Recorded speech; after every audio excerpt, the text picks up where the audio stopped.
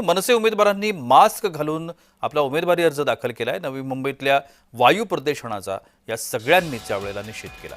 ठाकरे गट, मनसे आणि शरद पवार गटानं नवी मुंबईत युती केली आहे। अंतिम जागा वाटप लवकरच पूर्ण होईल असं मनसे शहराध्यक्ष गजानन काळे यांनी म्हटलंय। दरम्यान शहराध्यक्ष गजानन काळे यांच्याशी बातचीत केली आमच्या प्रतिनिधी कविता लोखंडे यांनी। पाहूया। नवी मुंबई महानगरपालिका 15 जानेवारीला होणार आहेत आणि आज आहे मनसेकडून अर्ज दाखल करण्याची प्रक्रिया सुरू करण्यात येते।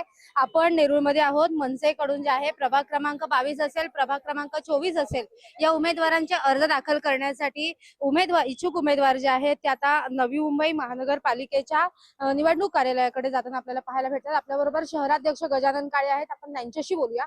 सर, आज अर्ज दाखल करायला जात आहे। आजपासून अखेर मनसेने अर्ज दाखल करण्याची प्रक्रिया सुरू केलेली आहे। 2 दिवस उरलेले आहेत।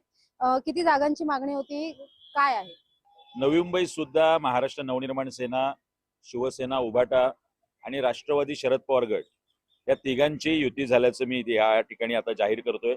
एक 30-40 जागांची मागणी मनसेकडून सुद्धा आलेली आहे।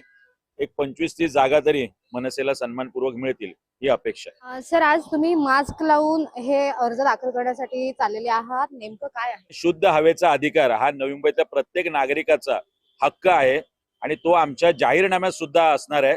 आणि शुद्ध हवेचा अधिकार हा जाहीरनाम्यामधला पहिला अजेंडा आमचा असणार आहे। त्यामुळे एक वेगळ्या प्रतिकात्मक पद्धतीने महानगरपालिकेचा निषेध करत आणि शुद्ध हवेच्या अधिकाराचा हक्क सांगत आज आम्ही आमचे उमेदवारी अर्ज आमच्या उमेदवारांचे भरायला चाललो। एकूणच प्रचाराचा नारळ जो आहे तो या निमित्ताने फोडलेला आपल्याला पाहायला भेटतोय।